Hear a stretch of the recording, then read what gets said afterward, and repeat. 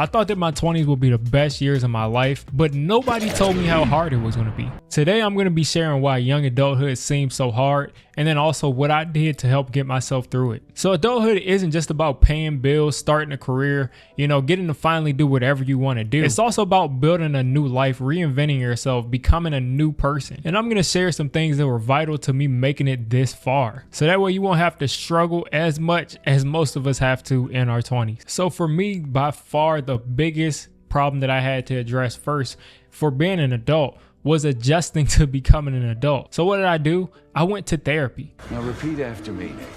Goose fraba. Goose blah blah. And that helped me switch my mindset from thinking like a teenager, thinking like a college student, to thinking like a full-fledged adult. And to add on to that, as I was graduating college, we were dealing with the 2020 stuff, which stunted everybody's growth because we couldn't go outside. And then on top of that, I was also getting married at the exact same time. So there were so many new things that were coming into my life that I had absolutely no idea how to address. So sometimes if you don't have the right insurance and you don't have the right job, therapy can be difficult to access, and I understand that. So try to use things like ChatGPT to be your therapist. Literally ask it, can you be my therapist? And you'll get some pretty good feedback there. And then also, if you can, try things like BetterHelp. Try things that are equivalent to BetterHelp. And I guarantee you that it'll start to pay off almost immediately. Because once I started taking care of my mental health, I was able to understand who I was a little bit better. And that made every single other aspect of my life a ton easier. So as I said, when I first became an adult, there were a ton of things that I was doing that I had no roadmap for. I did not know what to do. And one way that I was able to kind of close some of these gaps was mentorship.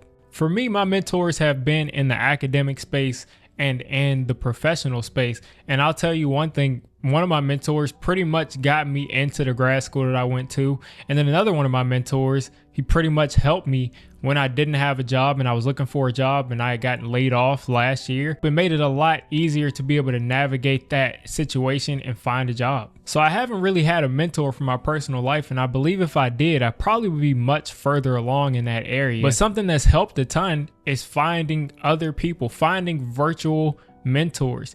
That gets said a lot, but that is a lot of truth to it. You can find a YouTube channel, you can find a person on social media that is doing what you want to do or that you just admire, and you can watch how they do things, watch how they conduct their life, and watch the advice that they give. And you can use some of the advice that obviously makes sense to impact your life and do better. So if for some reason you're not able to find a conventional mentor, keep yourself open to virtual mentors. YouTube is a very powerful platform. You can also find mentors in books, but I promise you it will be 10 times harder than it would have been if you consult with somebody that has done what you want to do before you've done it. But what about dating and friendships? I think they can either lift you up or completely derail your 20s. Now, I made a video not too long ago talking about you should be relaxing in your 20s, you should be learning in your 20s, you should be a sponge. But at the same time, you can make mistakes in your 20s, but don't let those mistakes be 8 years. Don't date somebody at 21 that you don't plan on marrying and date them from 21 to 28 and then cry about it your entire 30s. Stan, you can't keep doing this to yourself. You have to go live. Why? What's the point of living when the only girl I'll ever love is gone?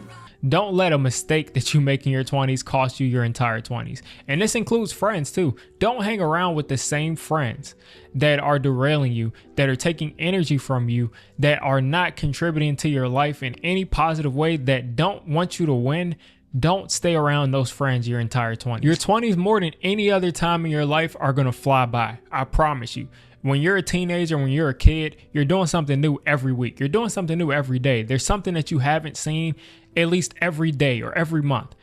When you're an adult, you do a lot of the same things over and over and over again. So your 20s fly by faster than any other time period in your life. So don't spend that time wasting it on people that don't do you any good. And if you do think your relationship is going to be long term, be strategic about it. Do things that make sense. I see a lot of times where people will buy houses and buy cars and buy furniture with people that they're not married to, and it ends up hurting them, where they're thousands of dollars in the hole because someone just says, listen, I don't feel like dating you anymore. Your credit is ruined, but I'm not even dating you anymore. So don't let people take advantage of you there. Be smart with what you do with your credit, and then also anything else that could still be affecting you even after your 20s. So you're becoming a whole new person.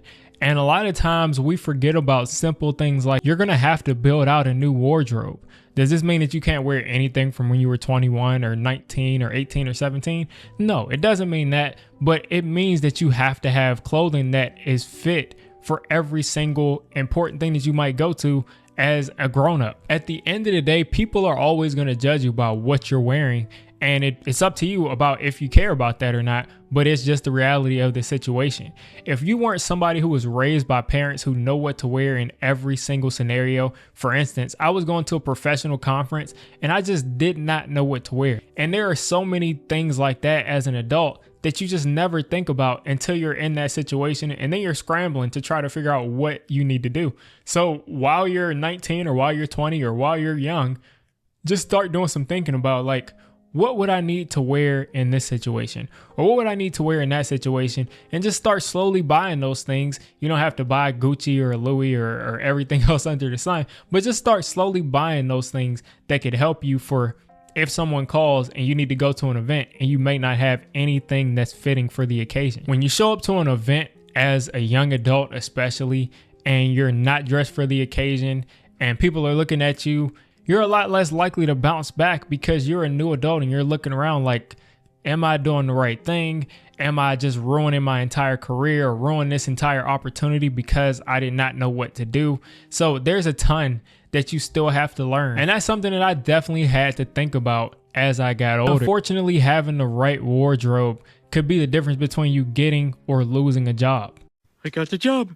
I got the job. Woohoo! Only in America could I get a job. When I graduated, I thought I would immediately step into my dream job. I applied to easily 1,000 jobs in the summer after I graduated, right before I went to grad school. But I realized pretty quickly that the internship that I had at the time was paying me probably the best I could do at the time, and I should not quit that job just because I didn't like how much they were paying me. So as I worked there, I got more and more experience. I stayed there for an entire year after, and as I graduated grad school 2 months before, I got the exact job that I wanted. So the moral of the story is, if you're graduating college, if you're graduating high school, if you're coming out of your HVAC program, if you're coming out of anything, you can't expect that you're going to be able to get the job that you probably deserve by going to school and doing all your work and getting these grades.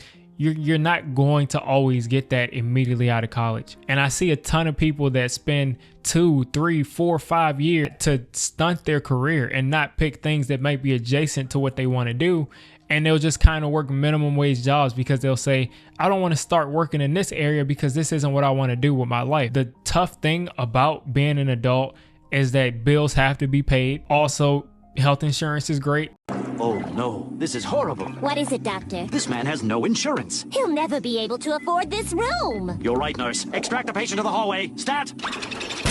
And benefits are great. So if it's possible at all for you to get a job that has benefits that you can acquire in the short term while you're looking for your dream job, that is absolutely what you should be doing. Even if you're doing something that you're not in love with, it is absolutely peace and bliss to have a job that is paying for your insurance. You have some kind of security that a lot of people sadly don't have. Last year, I didn't have insurance and I came back from a trip and I was like crazy sick and I didn't have insurance, and I literally was saying I didn't want to go to the urgent care because I didn't want the bill. And a lot of people are like me. They don't want to go to urgent care if they have to foot the bill for it. I would never want to do that, but I ended up having to do it anyway because I was so sick, and I deeply am frustrated that I didn't have a job at that point and I didn't have insurance at that point, and I suffered.